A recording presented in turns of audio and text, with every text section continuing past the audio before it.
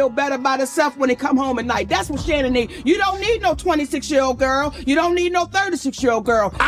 This is your auntie talking to you. Take your ass and get you an old out there that can love you old. You're trying to hang out with these young you can't do it, Shannon. You just can't do it. Dang. When they want you to go for the 4th round, you looking at her, listen, I need you want some money to go to Starbucks? And the fact that an upstanding and righteous gentleman like yourself is in that position with the only thing trying to be righteous in our lane is just more machinations of the devil. New target in his sights, NFL legend Shannon Sharpe. A brand new lawsuit was just filed in Nevada claiming Sharpe was manipulative and eventually a Jane Doe, with the latest claims allegedly happening as recently as January. We got our hands on the filing, and we're going to break down everything. You should have a much better backstory when you pick me as an opponent.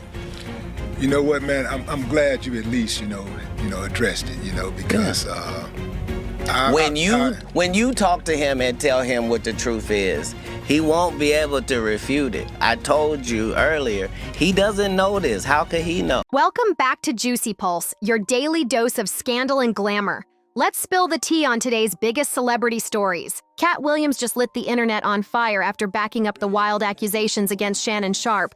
And people are losing it out here. Shannon's been out here fighting for his whole reputation the past few days. And now Katt's latest shots are about to turn the heat up even more. Shannon caught a lawsuit a few days ago after a woman came out accusing him of putting hands on her during their relationship. And trust, it's starting to look like this could be the beginning of a major fall for Shannon. He's been trying to push back hard against the lawsuit, but man, it's looking real messy. And now with Katt Williams riding that big "I told you so" wave, standing loud against Shannon, it's like throwing gasoline on a fire. Plus, Katt's hinting he's sitting on some even hotter tea about Shannon. And you just know when Katt starts talking, things are gonna explode. Now let's really break it down. Katt Williams is having the time of his life watching Shannon's legal drama unfold, and he's not even trying to pretend otherwise. Word on the street is these two have had beef bubbling for a while, especially since that crazy interview at Club Shay Shay. Ever since then, things have been icy between them, but now it's getting straight up savage. And Katt's not even trying to keep it low-key anymore. What's wild is that their interview actually broke records. It became the most watched video podcast on YouTube. You'd think after all that success, they'd be cool with each other, right? Nope, not even close. That's why Katt looks like he's living for Shannon's drama right now. Word on the street is Katt's been out here telling folks that Shannon always gave him weird vibes, even while they were sitting together at Club Shay Shay. Sounds like Katt been feeling shady about Shannon for a minute, and now he's making it clear he thinks there might be some real truth behind these crazy allegations. Now, what exactly is being said about Shannon? And what's got Katt acting like he knows it's all facts? Well, the lawsuit was filed by a woman named Gabriella Zuniga, and her story is wild. Gabriella claims she was just 19 when she got involved with Shannon back in 2023. Meanwhile, Shannon was 54 years old at the time.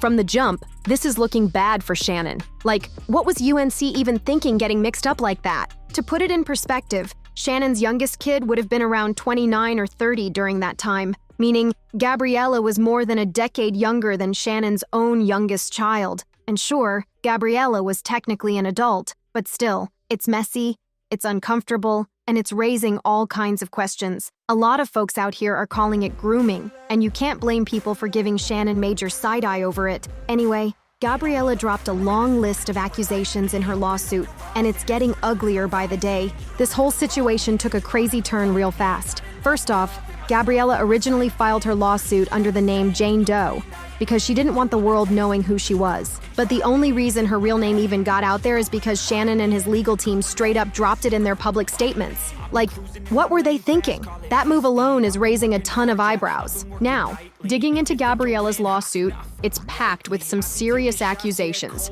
She says Shannon manipulated and controlled her, and even accused him of doing way worse between October 2024 and January 2025, straight up ignoring her cries for him to stop. Gabriella detailed a bunch of threats and physical assaults, claiming Shannon just would not take no for an answer, even while she was crying and screaming for him to stop.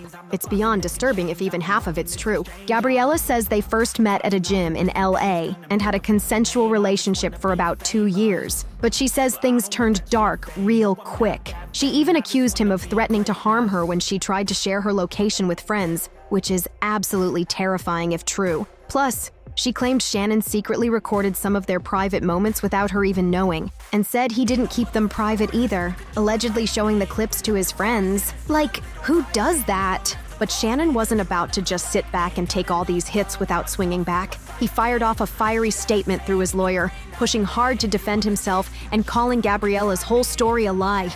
Shannon wasn't playing around. He pulled out some receipts that left everybody's jaw on the floor. He dropped transcripts of text messages he got from Gabriella, and heads up, they were wild, like insanely graphic.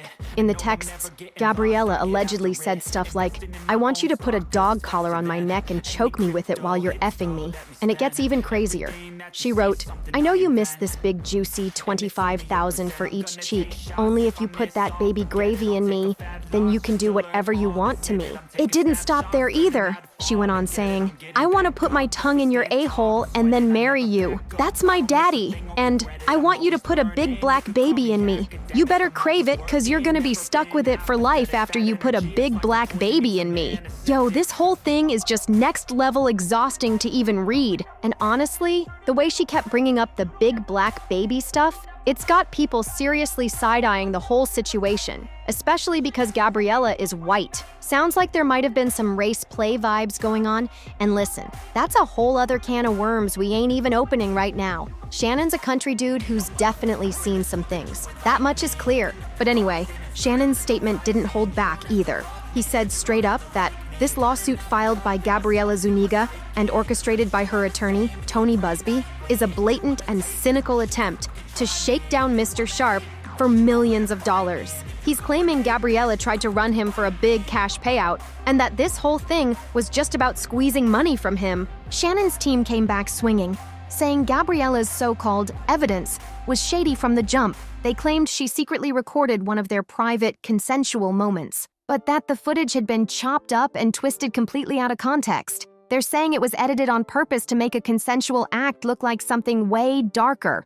Wild, right? The statement went on, saying the full story shows this was nothing but a consensual relationship between two adults, full of role-playing, wild fantasies, and explicit language that Gabriella herself allegedly asked for. Shannon's camp said that the so-called evidence Gabriella recorded and tried to use against him during what they call a blackmail attempt was totally fake because it ripped things out of the original context of their text convos. Shannon's standing firm, saying he categorically denies all the heavy accusations against him, especially the serious claim of SA, and that he refuses to fold under what he sees as a straight-up blackmail attempt. He's ready to fight it out in court and said he's looking forward to clearing his name through real evidence and due process. He's basically daring them to bring it on. On top of that, Shannon even dropped a video where he straight up accused Gabriella's lawyer, Tony Busby, of trying to blackmail him too. Yup, the same lawyer who took on that SA case against Jay-Z. Shannon claimed Busby's got some audio ready to leak that's edited just to make him look bad. But Shannon swears it's all out of context and he's not sweating it. Shannon wasn't done talking. He claimed that Gabriella and her lawyer, Tony Busby, were trying to hit him for a massive $50 million with that lawsuit. Yeah, $50 million. But just when you thought it couldn't get crazier, Tony Busby fired back with his own tea. Busby claimed that Shannon actually tried to settle behind the scenes by offering Gabriella a whopping $10 million during mediation talks. Busby said, "Back in early February, our office contacted Mr. Sharpe on behalf of Jane Doe to open up the idea of a meeting. He said there were multiple conversations back and forth, and after more than 6 weeks of mediation, Shannon, represented by a whole different set of lawyers, allegedly threw out a serious offer to settle. But, according to Busby, Gabriella straight up refused that fat $10 million bag and decided to take the fight public by filing her lawsuit instead. Busby wasn't pulling any punches either. He called out Shannon's legal team for releasing those old, graphic text messages, saying they were from before the alleged assaults even happened. He wrote, "Every text that Mr. Sharpe's counsel released today purportedly from Jane Doe, are dated prior to the brutal events detailed in her lawsuit. Busby said it was all a big stunt to distract everybody from the real accusations and made it clear it wasn't gonna work. But Busby wasn't done throwing shots yet. He also dropped an audio clip where Shannon could allegedly be heard threatening to choke Gabriella. And in another recording, Shannon made a super disturbing comment about a big black guy choking a small white woman. Yo, this drama just hit a whole new level. Man, this whole situation is looking worse and worse for Shannon. After dropping that audio clip, Tony Busby didn't hold back. He wrote that the contents of the clip weren't playful at all. He called them disturbing and dangerous. He said the recording painted a crystal clear picture of how Shannon allegedly treated Jane Doe and claimed she had to escape by leaving Nevada and blocking all contact with him. Wild. Busby also doubled down on his story about that $10 million offer. He said, on one hand, Mr. Sharpe and his lawyers claim Jane Doe's case is baseless. But on the other hand, they admit that Mr. Sharpe offered her $10 million in writing just to stay quiet. According to Busby, Jane Doe was offered that money, but she turned it down and chose to fight it out in court instead. Busby wasn't finished either. He said Shannon's team was now trying to discredit Gabriella and dox her to the public. And not only that, Busby claimed Shannon's side was also coming after him personally, but he made it clear he's not backing down from this battle no matter what. But you know Shannon's lawyer wasn't about to stay quiet after that. They fired back hard, accusing Gabriella of being all about the money. See, Shannon's reportedly about to lock in a mega media deal worth over $100 million for his Club Shay podcast. And according to his lawyer, that's exactly why Gabriella suddenly popped up with this lawsuit. They're saying she saw those dollar signs and made her move just one day before the big deal announcement. After Shannon's contract with Colin Cowherd's Volume Podcast Network ran out, he was on the verge of signing a monster new deal. His lawyer didn't waste time pointing fingers, saying Gabriella knew all about that big payday coming up and tried to cash in on it. His lawyer even said, in my opinion, this is a classic case of blackmail. She timed it perfectly to get the biggest leverage possible. Shots fired. Then Shannon's team took it even further. They exposed Gabriella as an active OnlyFans creator. They said she's been making money through role-playing and virtual fantasy sessions with men online who pay her for it. Shannon's lawyer basically said, this is just the truth. She's out here charging dudes for fantasy content. That's who she is. And he made it sound like Gabriella even started charging Shannon too when things went south. But of course, Tony Busby wasn't gonna let that slide without a clapback. He fired off another statement saying, Mr. Sharpe's aggressive attacks will backfire. Ms. Doe is not scared of the truth. She's standing on it. Busby made it crystal clear he's ready to take this battle all the way through the court system, where he says the real facts are gonna hit harder than any public spin from a sports celebrity trying to save face. Man, the spin on this whole situation is out of control.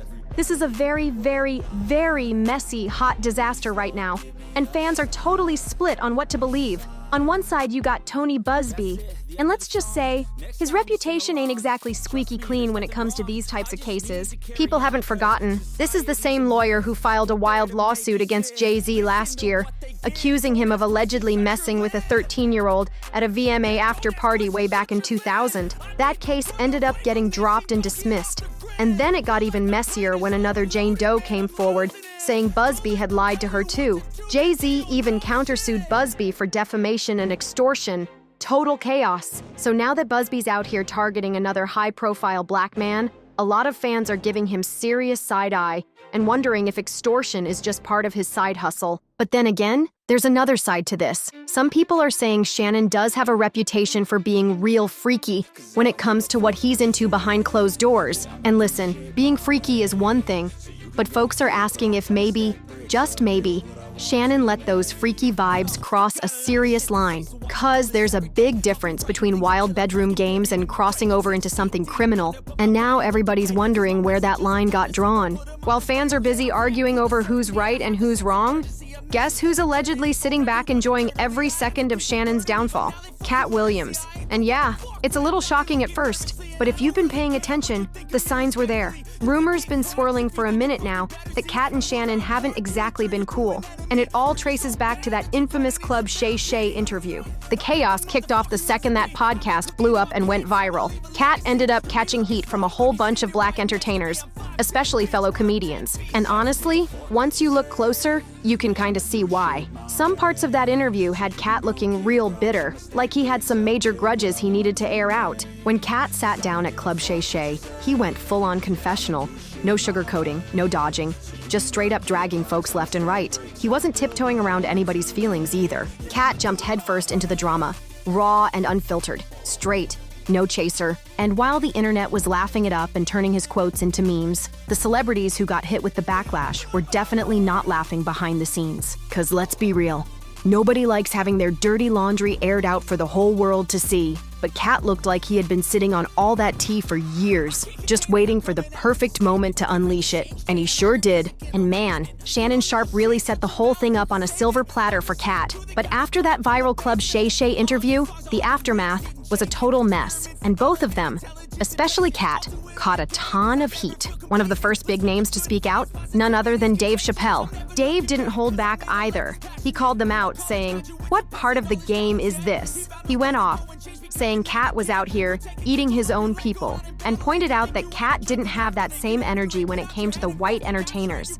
Dave said, "None of those white boys function like that." He even gave Katt his flowers, saying, "Katt's one of the best painters in the game," but then questioned why Katt was out here drawing ugly pictures of his own people instead of lifting them up. Dave got real deep with it too, saying, hurt people, but I'm a hurt person that never hurt people, and he does it all the time." Dave didn't stop there. He accused Katt of trying to ruin the lives of other black men with all that public dirt airing. He said, "If I told my story, it would break your heart. I lost everything and never ever told on anybody." Dave made it real clear he sees Katt acting like he's the arbiter of truth, but at the same time, hurting the same community he's part of. And Dave's words cut deep when he said, "Tell me, what part of the game messes up another man's paper? What part of the game is about telling on another brother?" At first, all the heat was locked in straight on Katt. Everybody was coming for him hard. Folks were calling him bitter, saying he was lying through his teeth, and dubbing him a full-on hater for how he came off during that wild Club Shay interview. Katt was getting dragged all over the place. But then, Monique pulled up and did her own sit-down with Shannon on Club Shay Shay, and that's when everything shifted. Suddenly, people started side-eyeing Shannon Sharpe too, realizing he was the common link in both messy interviews. And in true Club Shay Shay fashion, Shannon tried to play it slick, deflecting like crazy. He basically threw Katt under the bus, acting like the whole thing was all Katt's doing. Shannon painted himself like he was just chilling, just some innocent guy going with the flow, trying to let his guests speak. According to Shannon, Katt was the one leading the charge, stirring the pot and dropping bombs.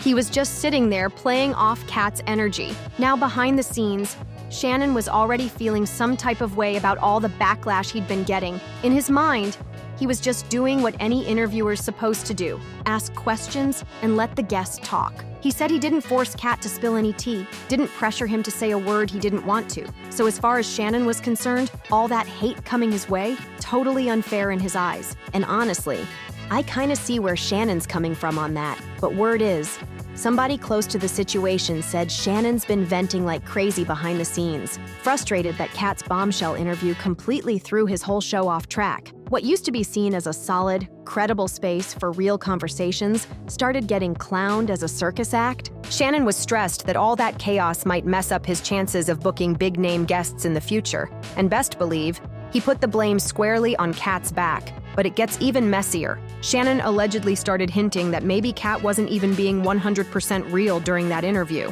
Still, Shannon made sure to back away from the drama quick, saying Katt had assured him that everything he planned to spill was the truth. Shannon stayed firm, saying he never forced Katt's hand and that everything that came out that day was Katt's own doing, start to finish. But Katt? Yeah, Katt definitely wasn't feeling being thrown under the bus like that. Word is, it created some serious tension between him and Shannon behind the scenes. Now, to be fair, Shannon's podcast did survive the madness, and it's been doing pretty well, at least up until now. None of his later interviews ever reached the same crazy level of messiness that the Katt one did, but still, you can bet Katt Williams ain't forgotten a thing. Because if there's one thing everybody knows about Katt, it's that he's got a long memory, and he knows how to play the petty game real good. And now that Shannon Sharpe is getting hit with those SA accusations, let's just say Katt is definitely not out here shedding any tears for him. Katt's petty level is off the charts, but at the same time, It feels like he's telling Shannon, "You gotta tell him no, bruh. You gotta tell him no." But real talk, what do y'all think about all this craziness? And if you enjoyed this video, don't forget to like, subscribe, and share to stay in the loop with all the latest tea. Hit that notification bell so you never miss an update, and I'll catch you in the next video.